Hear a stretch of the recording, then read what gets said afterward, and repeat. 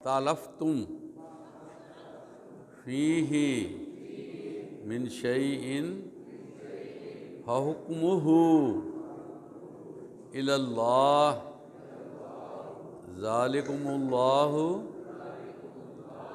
ربی علیہ توکلت وإلیہ انیب۔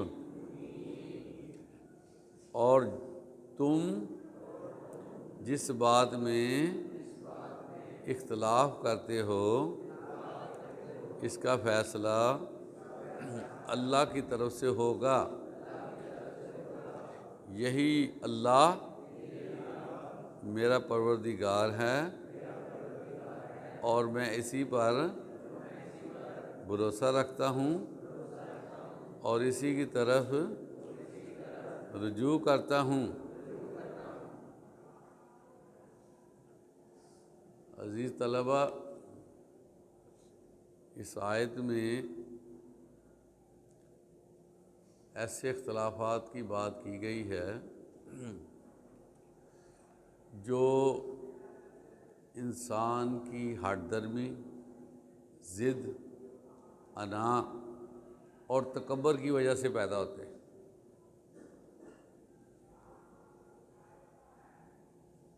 اور اس بارے میں جو بھی اختلافات ہیں اگر وہ یہاں پر جاری رہتے ہیں تو آپ علیہ الصلوۃ والسلام یہ فرما رہے ہیں کہ ان اختلافات کا فیصلہ اللہ کرے گا، اور میرا تو اللہ ہی پروردگار ہے اور میرا اسی پر بھروسہ ہے۔ دیکھیں، اختلافات کے پیدا ہونے کی وجہ ہی یہی بنتی ہے کہ جب ہم اپنے خالق کی بات کو، اپنے خالق کے حکم کو جب ادھر ادھر کر دیتے ہیں اور اپنے عقل کے گھوڑے دوڑاتے ہیں، جس کی وجہ سے اختلاف پیدا ہو جاتا ہے۔ اب دیکھیں نا، اللہ تعالیٰ نے جو چیزیں بھی بنائی ہیں وہ سموتھ ہیں، لیکن جب انسانوں کے مابین مسئلہ آیا تو اختلاف پیدا ہو گیا۔ انہوں نے یہ نہیں سوچا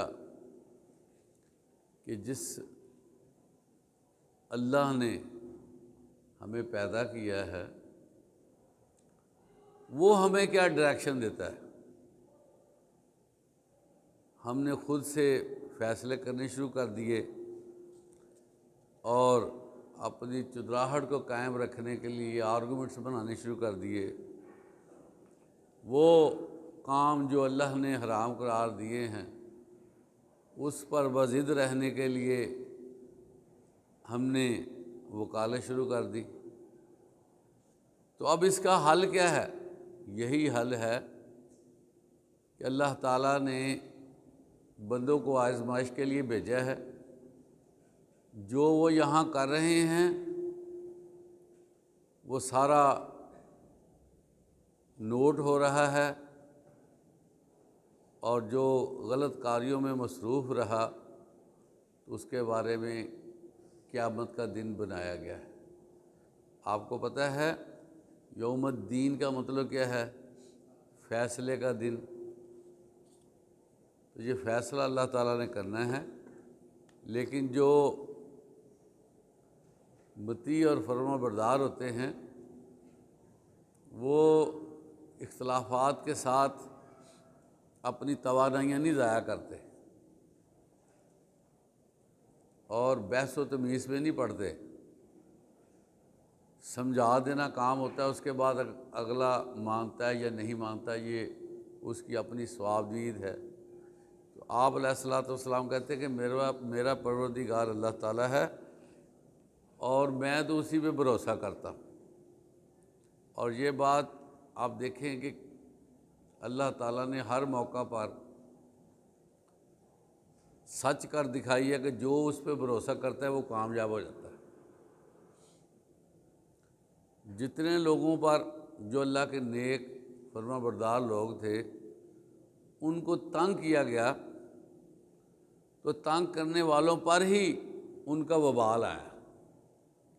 مکہ والوں نے تنگ کیا، اس کے نتیجے میں 10 سال کے بعد ہی اللہ تعالیٰ نے آپ صلی اللہ علیہ وسلم کو فاتح قرار دے دیا اور مکہ میں اللہ نے اہل ایمان کی حکومت قائم کر دی۔ اور اللہ تعالیٰ سے یہ کہا جا رہا ہے کہ میں اسی کی طرف رجوع کرتا ہوں۔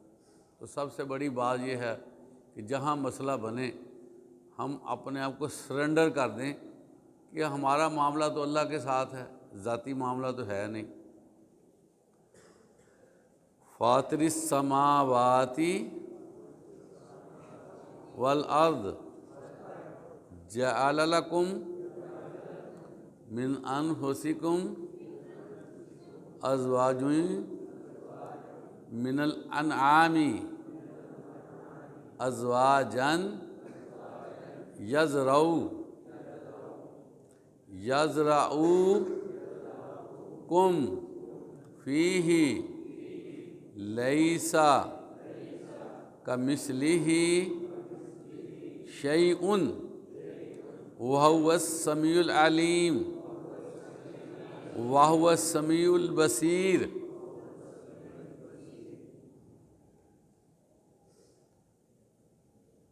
آسمانوں اور زمین کا پیدا کرنے والا ہے اللہ تعالیٰ، اسی نے تمہارے لیے تمہاری جنس کے جوڑے بنائے اور چارپائیوں کے بھی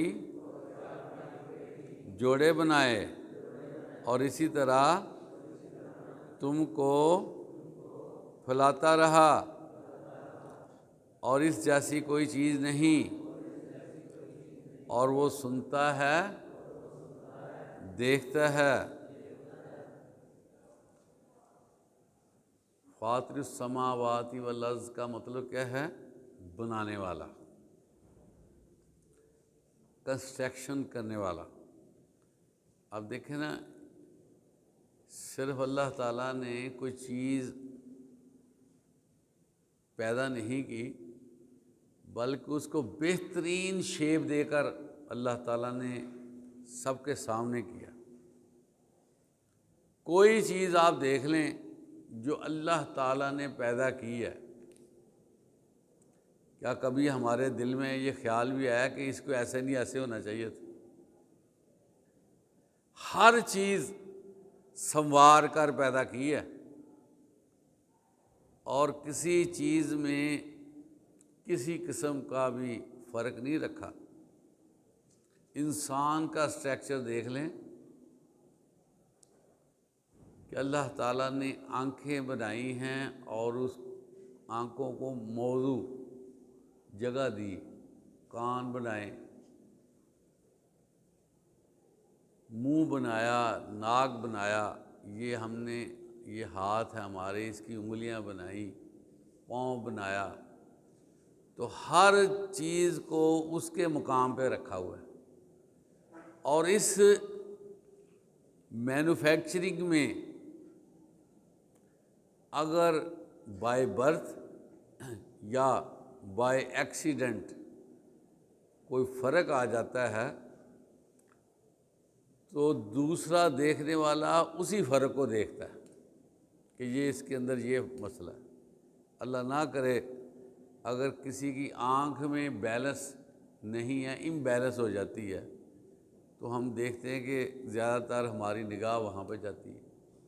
اسی طرح کان کا کٹ جانا اور کوئی فزیکلی پرابلم ہو جاتی ہے تو پھر بندہ اس کی طرف دیکھتا ہے کہ یہ اس کے اندر پرابلم ہے۔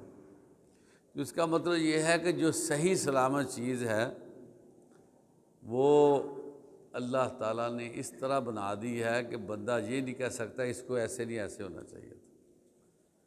اور اللہ تعالیٰ فرماتے ہیں کہ ہم نے جوڑے بنائے۔ اب یہ جو جوڑے بنانا یہ کائنات میں کتنا خوبصورت عمل ہے کہ دنیا جو ہے وہ حضرت آدم علیہ السلام سے چلی ہے، اور حضرت حوا اور آدم سے بچوں کی پیدائش کا عمل ہوتا ہے، اور یہ جو سلسلہ چلا تو ایسے آپ دیکھیں کہ بالکل غیر محسوس طریقے سے آگے بڑھ رہا ہے۔ کہاں سے یہ چلا اور کہاں پہنچ رہا ہے؟ اس وقت 7-8 ارب کی آبادی ہے، اور ہمیں محسوس نہیں ہو رہا کہ دنیا میں اتنا رش ہو گیا،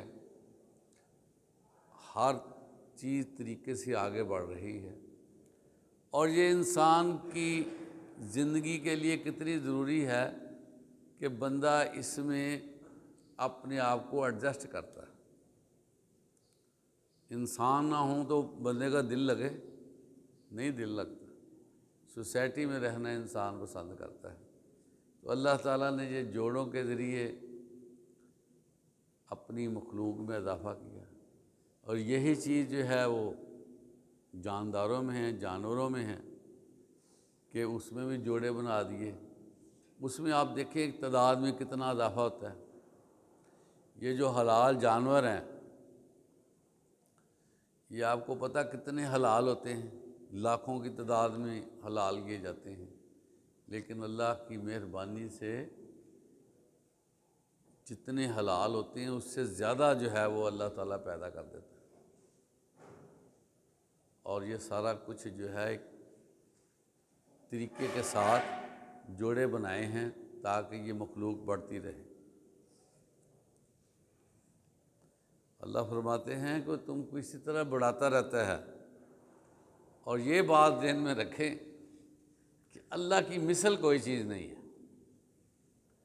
آخر میں یہ جو بات فرمائی جا رہی ہے نا، اس کا ذرا دھیان رکھنا پڑتا ہے کہ اللہ تعالیٰ جو ہے وہ کسی کے مثل نہیں ہے، وہ اپنی مثال آپ ہی ہے، اور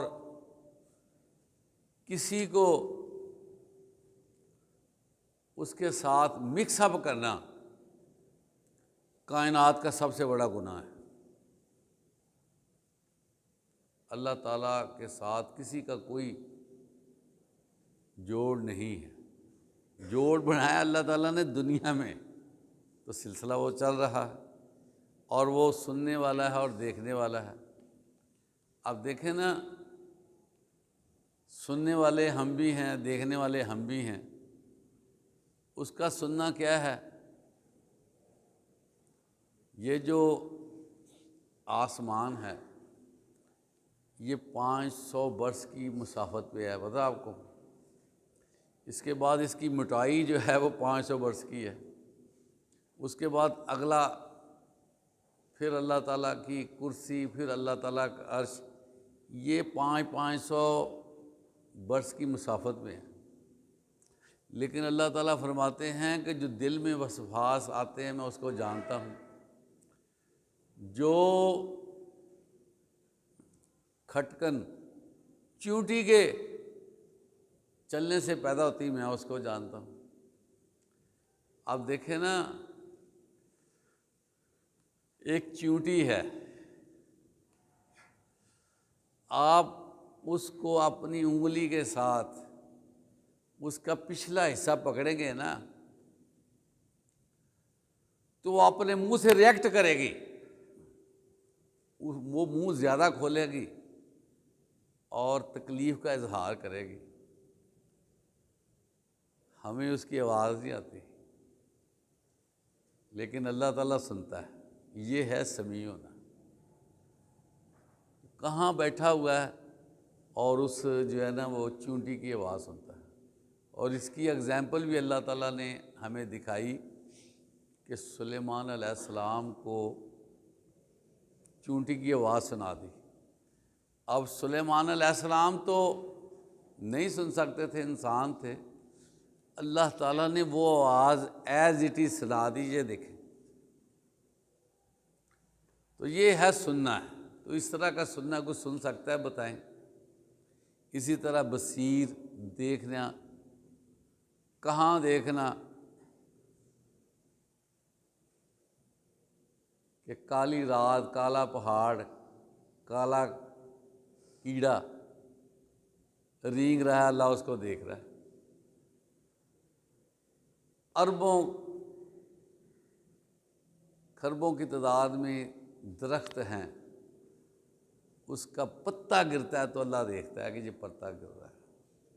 یہ اس کا بصیر ہونا ہے، تو اس کی طاقتیں ہیں۔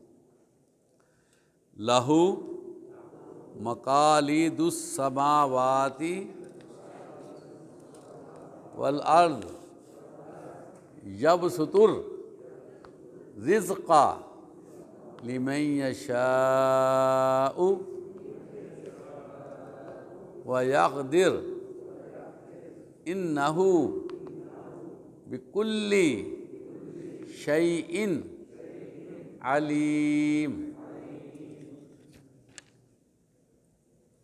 آسمانوں اور زمین کی کنجیاں اسی کے ہاتھ میں ہیں، وہ جس کے لیے چاہتا ہے رزق فراغ، اور جس کے لیے چاہتا ہے تنگ کر دیتا ہے۔ بے شک وہ ہر چیز سے واقف ہے۔ اچھا، یہ جو اللہ تعالیٰ کی طاقت ہے، اس کا اظہار اس آیت میں کیا گیا ہے، اور یہ انسان کو انفارم کیا گیا ہے کہ یہ جو تفاوت ہے نا، فرق ہے، یہ کوئی عقلوں پر مبنی کام کرنے سے نہیں ایسا فرق ہوا۔ یہ اللہ تعالیٰ کے اپنے ہاتھ میں ہے، اور ہر بندے کو اس آیت کو سننے کے بعد، سمجھنے کے بعد سکون میں آ جانا چاہیے۔ یہ جو دوسرے کو دیکھ کر ایک ذہن میں چیزیں آتی ہیں کہ اس کو اتنا مل گیا اور میں کہاں کھڑا ہوں، اس کو یہ حاصل ہو گیا، میری کیا حیثیت ہے، یہ سارا کچھ اللہ تعالیٰ کے اپنے ہاتھ میں۔ اور یہاں پر یہ واضح کیا جا رہا ہے کہ ہر چیز کا معاملہ، یہاں پر جو کنجی کہا گیا ہے نا، اس کا مطلب یہ ہے کہ جو کچھ بھی دنیا میں ہوتا ہے نا، وہ اللہ تعالیٰ اس کو پہلے سے جانتے ہیں۔ اور بعض اوقات کو بندہ مٹی کو ہاتھ لگاتا ہے، وہ سونا بن جاتی ہے۔ بعض اوقات بندے کے پاس بڑا پیسہ ہوتا ہے، لیکن ایسے وہ پیسہ ختم ہوتا ہے جیسے مشکیزے سے پانی ختم ہو جاتا ہے، پتہ نہیں چلتا، بندہ زیرو پہ آ جاتا ہے۔ میں ایک ڈاکومنٹری دیکھ رہا تھا، ویڈیو کلپ تھا، تو ایک بندے کی شادی ہوئی، اس کے پھر سالگرہ بھی ہوئی، برتھ جو شادی کی، تو ڈھیر سارا اس نے اس کو گفٹ کیا شادی کی سالگرہ پر۔ امیر کبیر گھرانہ بنا تھا، لیکن موجودہ دنوں میں اس کی وائف بھی ریڑھی لگا رہی ہے اور خود بھی وہ ریڑھی لگا رہا ہے۔ یعنی ایک تو ہوتا ہے نا، اپنا ایک بندہ ریڑھی لگاتا ہے، اس کی وائف نے بھی ریڑھی لگائی ہوئی ہے، اور وہ خود بندہ بیچتا ہے ریڑھی لگا کے۔ یہ موجودہ آج کل کا واقعہ جو میں آپ کو بتا رہا ہوں، تو یہ اللہ تعالیٰ کے ہاتھ میں ہیں، لیکن اس کا یہی ہوتا ہے لَإِن شَكَرْتُمْ لَأَزِيدَنَّكُمْ، تم شکر کرو گے میں تمہیں زیادہ دے دوں گا۔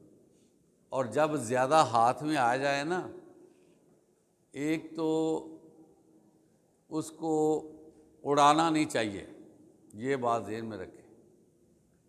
وَلَا تُبَذِّرْ إِنَّ الْمُبَذِّرِينَ كَانُوا إِخْوَانَ الشَّيَاطِينَ، اور فضول خرچی نہ کرو، بے شک جو فضول خرچی کرتے ہیں وہ شیطان کے بھائی ہیں۔ اور اپنے آپ کو ذرا سنبھل کے چلو، منہ سے ایسے الفاظ نہ نکالو جس سے تم اس چیز کے نرغے میں آ جاؤ۔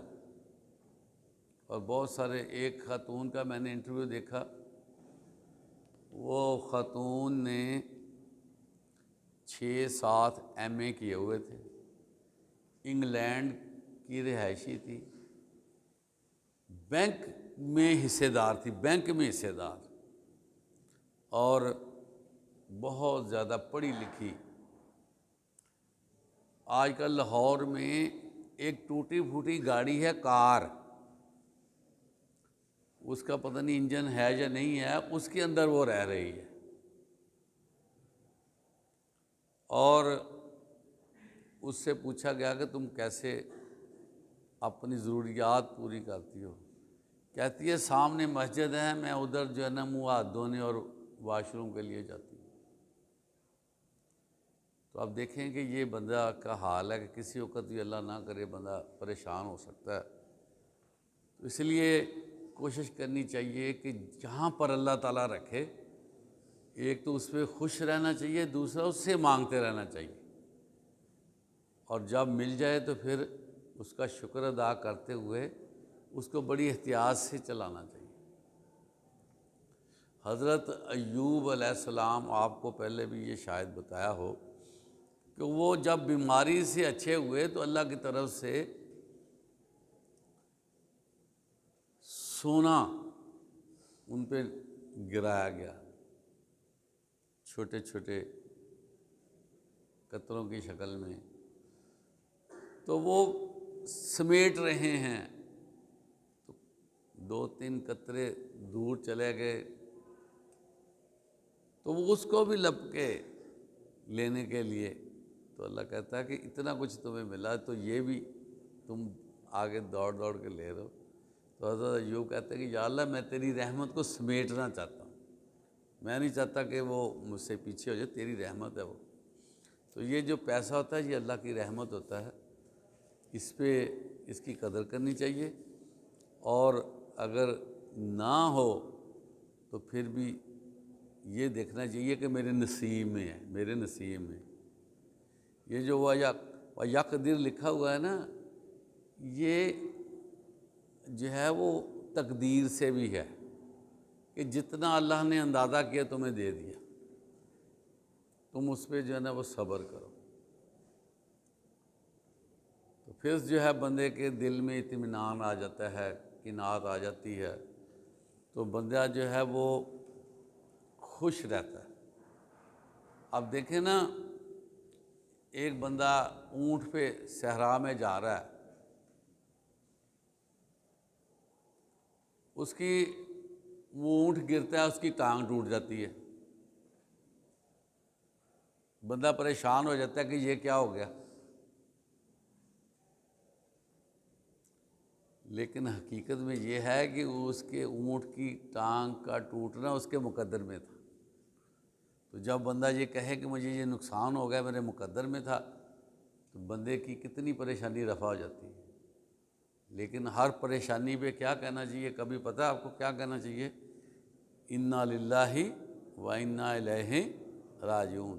بعض اوقات ہم سوچتے ہیں کہ یہ تو اس وقت کہا جاتا ہے جب کوئی بندہ فوت ہو جائے، نہیں، گھر میں رکھی ہوئی چیز مس پلیس ہو جاتی ہے تو اس وقت جب تک وہ آپ کو ملے نہ، آپ کو یہ پڑھتے رہنا چاہیے انا للہ و انا الیہ، اور وہ چیز مل بھی جاتی ہے۔ شیطان جو ہے نا، شیطان یہ شیطانیاں بھی کرتا ہے، گھر میں یہاں چیز رکھی ہے نا، اٹھا کے سائڈ پہ رکھ دے گا، بندہ گھوم جاتا ہے کہ یہ کیا ہو گیا۔ تو اس میں جو ہے نا پھر یہ پڑھنا چاہیے، چیز دوبارہ سے اللہ تعالیٰ دے دیتے ہیں۔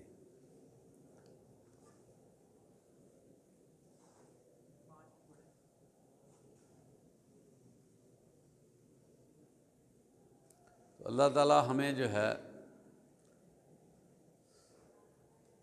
اس طرح کا دل دے، اس طرح کی سوچ دے کہ ہم اللہ کی رضا کے ساتھ راضی ہو جائیں، تو ہمیں یہ دنیا جو ہے نا، اس کا جو بوجھل پن ہے وہ ختم ہو جائے گا۔ جب ہم ہر چیز میں اللہ تعالیٰ کو شامل کر لیں گے کہ یہ میرا اللہ ہی سارا کچھ کر رہا ہے، تو پھر ہمیں پریشانیاں نہیں ہوں۔ اب دیکھیں، جو میں نے آبزرو کیا ہے، آپ کسی جانور کو دیکھ لیں، بلی کو دیکھ لیں، وہ کئی دفعہ ڈسٹربنگ سچویشن سے دوچار ہوتی ہے، لیکن جو ہی اس کو ریلیف ملتا ہے وہ اپنے آپ کو نارمل کر لیتی ہے۔ تو وہ قناعت میں ہوتا ہے کہ یہ جو پیریڈ ہے نا، جو ہمیں پریشان کر رہا ہے، جو تکلیف میں ہے، یہ ایک آزمائشی پیریڈ ہے۔ اللہ تعالیٰ سے دعا کرنی چاہیے، اللہ تعالیٰ اس پیریڈ کو منیمم کر دیتے ہیں، ختم کر دیتے ہیں۔ اور آپ نے یہ دیکھا ہوگا، آپ کی ابھی زندگی کی ابتدا ہے، بہت سارے مسائل بنتے ہیں، لیکن وہ مسائل کا جو دورانیہ ہے وہ بڑا تھوڑا ہوتا ہے۔ مجموعی طور پر ہماری زندگی بالکل سسٹم میں رہتی ہے، لیکن جاتے جاتے کوئی ڈسٹربنس ہو جاتی ہے تو اس کا اتنا لمبا کام نہیں ہوتا۔ تو اس کا مطلب یہی ہے کہ اللہ تعالیٰ ہمیں ریلیف دیتا ہے۔ جب تک اللہ تعالیٰ ریلیف نہ دے ہم تو چل ہی نہیں سکتے۔ تو اگر تکلیف آ جائے تو پھر بھی یہ سوچنا چاہیے کہ یہ اس میں میرا مقدر تھا، لیکن جستجو رکھنی چاہیے۔ جستجو کے بغیر جو ہے کنسیپٹ نہیں ہے۔ ادھر سے کوئی دروازہ بند ہوا ہے نا، اس پہ نہیں رونا دھونا چاہیے کہ یہ دروازہ بند ہو گیا، کسی اور طرف چلیں گے تو ہو سکتا ہے وہ کھلا ہوا ہو۔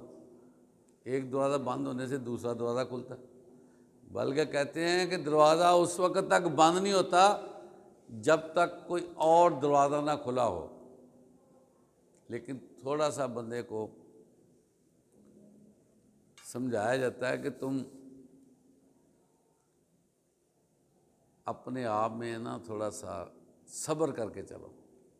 تو اللہ تعالیٰ ہمیں صبر کرنے کی بھی توفیق عطا فرمائے، اور جو اللہ تعالیٰ ہمارے اندر خصوصیات چاہتا ہے وہ اللہ تعالیٰ ہمیں پیدا فرمائے۔ وآخر دعوانا الحمدللہ رب العالمین۔